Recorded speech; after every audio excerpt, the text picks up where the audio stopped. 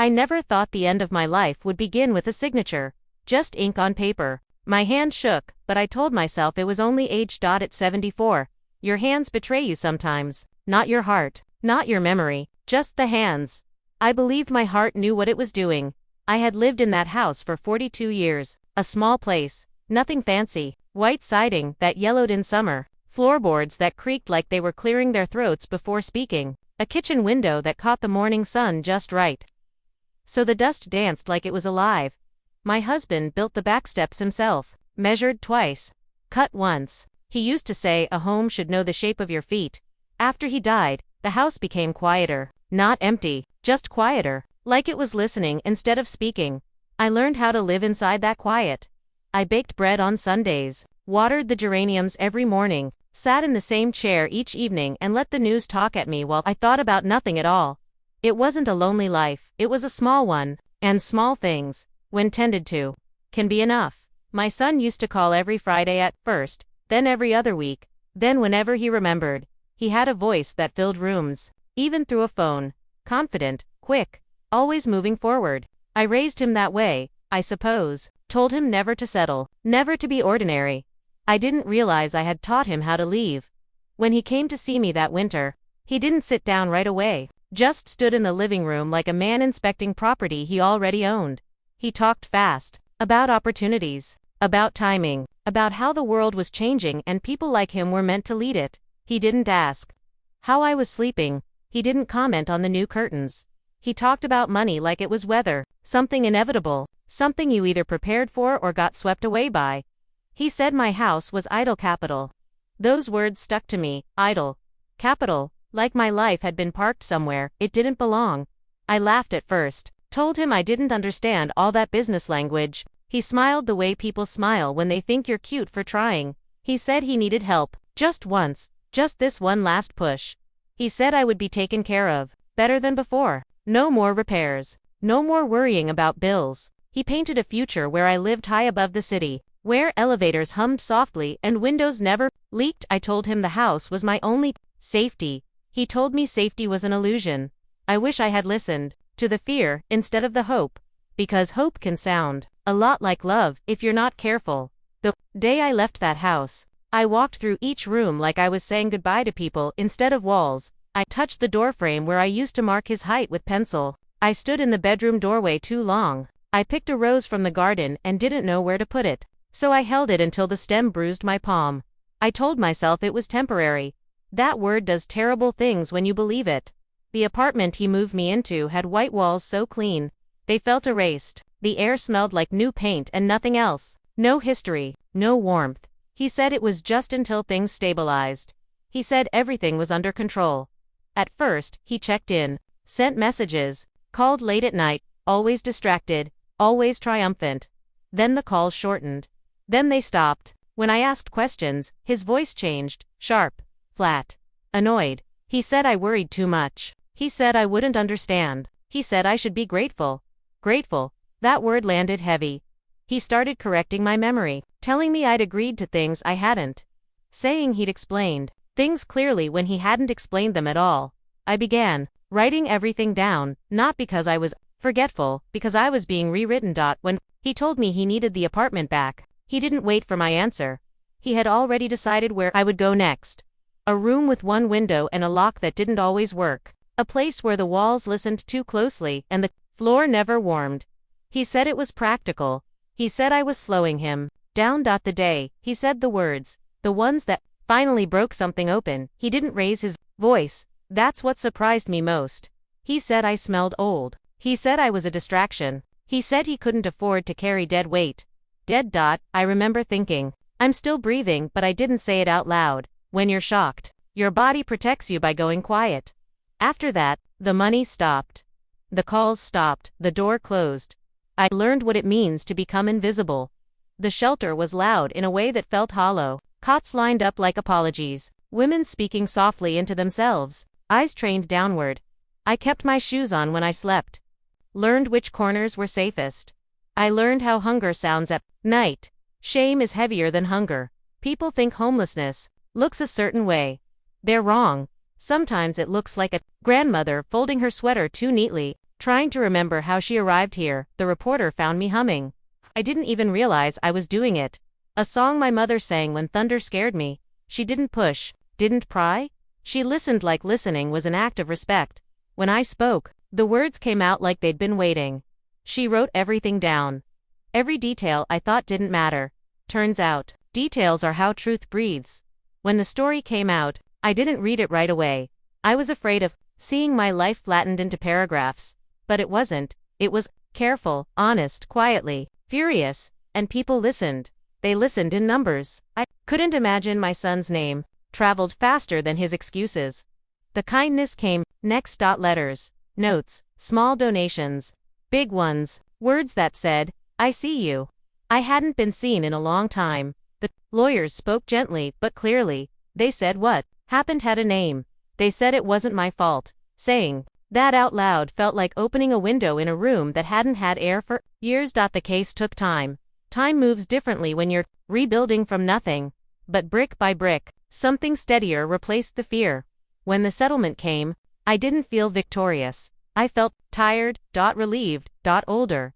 I bought a small house, with a garden just big enough for roses. Different roses, new ones. I water them every morning. Sometimes I sit on the steps and let the sun find my face. I think about how strength doesn't always roar. Sometimes it whispers. Sometimes it waits. Sometimes it survives long enough to tell the truth. My son is gone from my life now. I don't hate him. I mourn him. There's a difference. And in that difference, I found myself again. If you're listening to this and wondering whether it's too late to matter, it isn't. If you're quiet, you still count. If you've been betrayed, you are not broken. Some stories don't end loudly, they end honestly, and that I've learned is enough. I used to think survival was loud, that it looked like shouting, or fighting back, or proving someone wrong in front of witnesses. But survival, real survival, is quieter than that. It's waking up when nobody is waiting for you. It's brushing your hair, even when no one will see it. It's choosing not to disappear, even when disappearing would be easier. After the story came out, people expected me to feel redeemed, like justice had tied everything up with a neat bow. But healing doesn't work like headlines. Some mornings, I still woke up reaching for things that weren't there anymore. The old kitchen, the sound of my husband's boots by the door, the version of my son I raised before the world sharpened him. Loss doesn't vanish. Just because the truth is told, it settles into your bones, becomes weather. I learned how to live with that weather. The new house was smaller than the old one, but it belonged to me in a way the other never had. No one could rebrand it. No one could appraise it into something disposable. It had a narrow front porch and a single step that forced me to slow down. At first, I cursed that step. Later, I thanked it. The garden took time. The soil was stubborn, like it had been neglected too long. The first season, almost nothing grew. I remember kneeling there one afternoon, dirt under my nails, feeling foolish for expecting beauty right away. That's when it hit me. I had done the same thing with people, planted love and expected it to bloom forever without tending. Age teaches you that even roots can rot if they're fed entitlement instead of care. Neighbors started noticing me, not because I was remarkable, but because I stayed. I waved every morning, sat outside in the evenings, let myself be part of the slow rhythm of the street. A young woman 2 houses down brought me soup once, said her grandmother had passed and she missed cooking for someone who appreciated quiet. I appreciated that. We didn't talk much. We didn't need to. Connection doesn't always come with confession. Sometimes it's just shared silence and warm food. I received one letter from my son after the case ended. It was short, defensive, full of explanations that never quite reached apology. He wrote that he was under pressure, that he never meant for things to go that far, that people online had misunderstood him. I read it twice. Then I folded it carefully and placed it in a drawer I rarely open. Forgiveness is not the same as access. Some doors, once closed, stay closed to keep the house standing. People ask me now, do you regret speaking out? They say it like they're afraid of the answer. No, what I regret is how long I stayed silent. Believing quiet was kindness. Silence didn't protect me. It protected the lie. I think about other women sometimes, older ones, especially who've been trained to shrink themselves so others can grow taller. We're told to be grateful for crumbs, to call neglect independence, to call abandonment freedom, but dignity doesn't age out. It doesn't expire when your hair turns white or your steps slow down. If anything, it becomes clearer. I don't move fast anymore. I don't need to. My life isn't measured in deadlines now. It's measured in moments that feel true. Morning light on the wall. The smell of soil after watering. The sound of my own voice, steady again. There are nights when I still dream of that old house. I walk through it room by room, but the furniture is different, lighter. The walls don't hold their breath anymore. When I wake up, I don't ache the way I used to, because I understand now. The place wasn't the home, I was, and I carried myself through fire and came out still able to speak. That's not weakness. That's endurance. And if this story reaches someone who feels forgotten, overlooked, or quietly erased, hear this from someone who's lived long enough to know. You are not a burden because you take up space. You are not difficult because you remember the truth. You are not finished just because someone else decided. You were inconvenient. Sometimes, the second half of life isn't about being chosen, it's about choosing yourself calmly, firmly, without asking permission. I did, and that choice saved me. There is a moment no one talks about after survival, not the crisis, not the fallout, but the quiet after people stop checking on you. That's when the real work begins. When the phone doesn't ring anymore, and the casseroles stop arriving, and the comments online drift toward newer tragedies, you're left with yourself at first. That silence scared me. It felt too much like the old kind, the kind that erased me. But this silence was different. This one waited for me to speak. I began telling the truth out loud, even when no one was listening. Not the dramatic parts, the small ones. I miss my husband. I loved my son once. I was afraid. I am still here. Saying those things didn't reopen wounds. It cleaned them. I started writing in the mornings. Not stories meant for anyone else, just lines, memories, thoughts that had nowhere to land before. Some days it was only one sentence, other days, it spilled. I wrote about my mother's hands, how they were always busy, even when she rested. About the way my husband whistled when he fixed things. About the look on my son's face the first time he realized the world would reward him. Even when he didn't deserve it, writing taught me something important. Memory isn't fragile, it's patient. People think age steals your mind. No. What age does is remove the noise so you can finally hear yourself clearly. One afternoon, a woman knocked on my door. Mid-40s, nervous smile, hands twisting her purse strap. She said she'd read my story months ago, said she'd saved it, said she'd come back to it every time her own daughter spoke to her like she was already gone. She didn't ask for advice. She just needed proof that saying enough wouldn't destroy her. We sat at my small kitchen table, sunlight cutting the room in half, and drank tea until it went cold. I didn't tell her what to do. I told her what I learned. That love without respect is not love, it's management. That guilt is a tool people use when they want something from you. That staying silent won't make them kinder. It only makes them bolder. She cried quietly.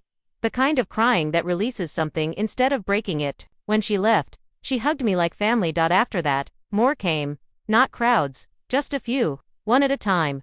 Women who recognized themselves in my story. Older women, caregivers, mothers, grandmothers. Some had money.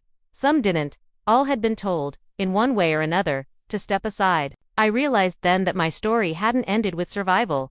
It had turned into a doorway. I didn't plan that life, rarely asks for permission before giving you purpose. The days grew fuller, not busier.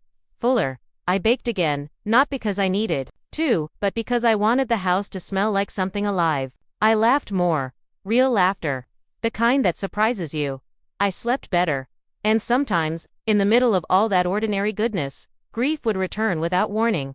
A song on the radio. A phrase my son used to say. The sight of a young man walking too fast, too confident. I let the grief sit with me. I stopped trying to evict it. Pain, I've learned, only becomes poison when you pretend it isn't there. I don't know what my son tells himself now. I don't know if he believes his own version of events. That's his burden to carry. Mine is lighter.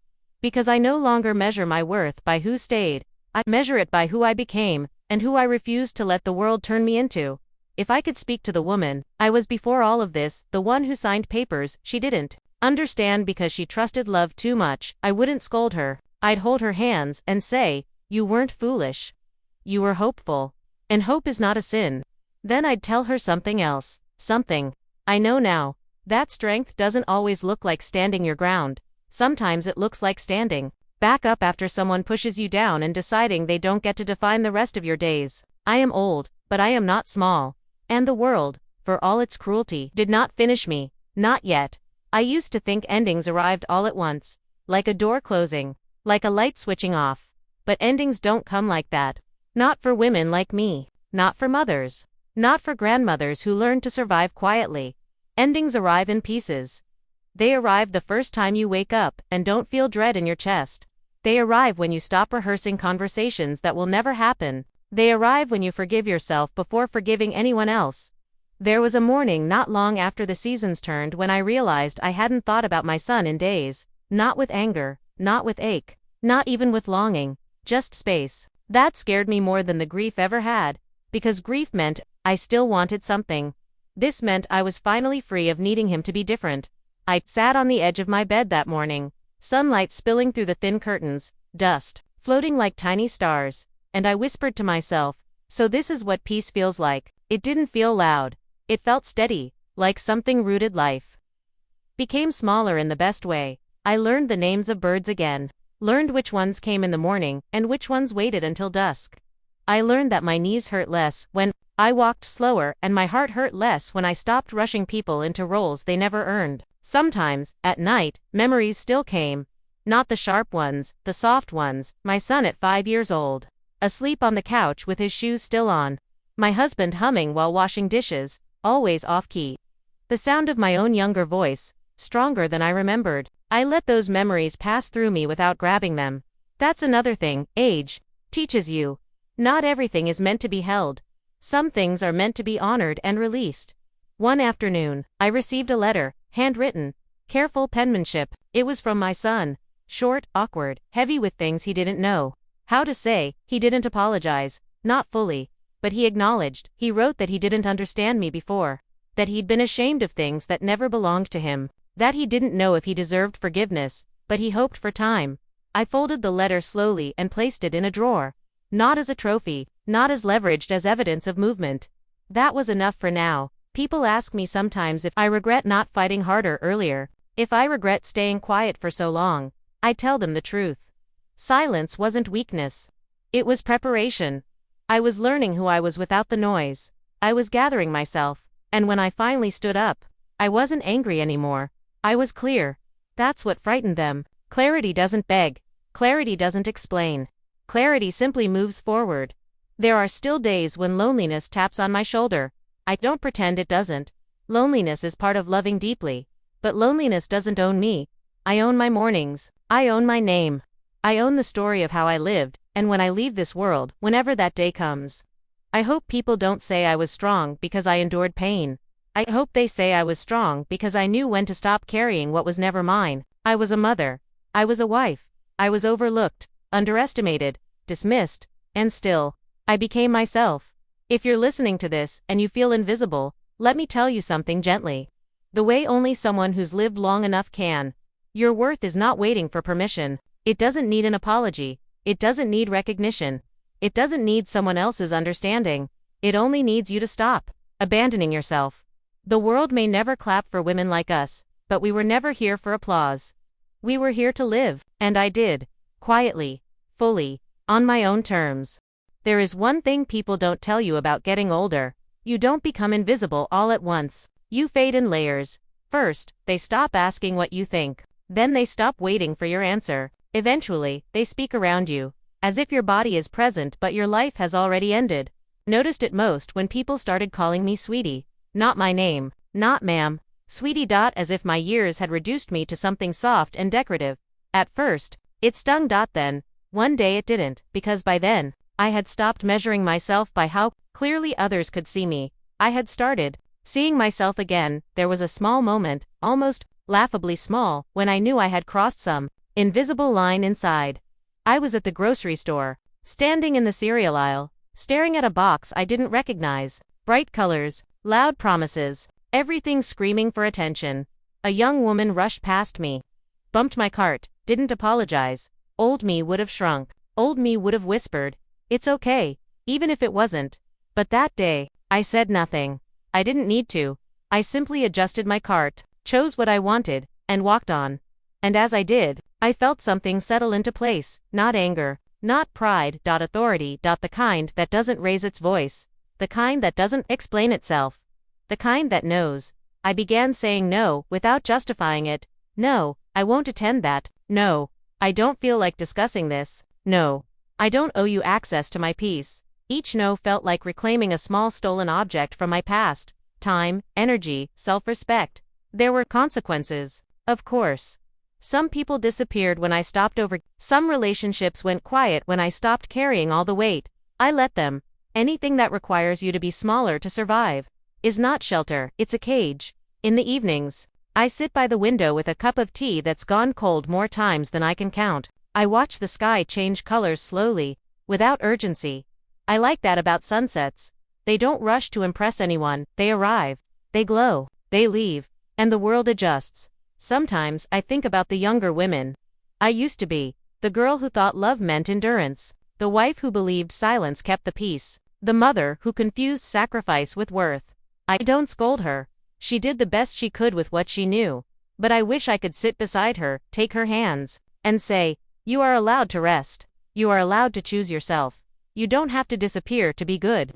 Age didn't make me bitter, it made me honest about what I will no longer tolerate, honest about what I actually need, honest about how little time there really is. And honesty, I've learned, is the greatest luxury. So, if this part of my life feels quieter, slower, less dramatic, good. I have already lived through the storms now. I listen to the rain without fear.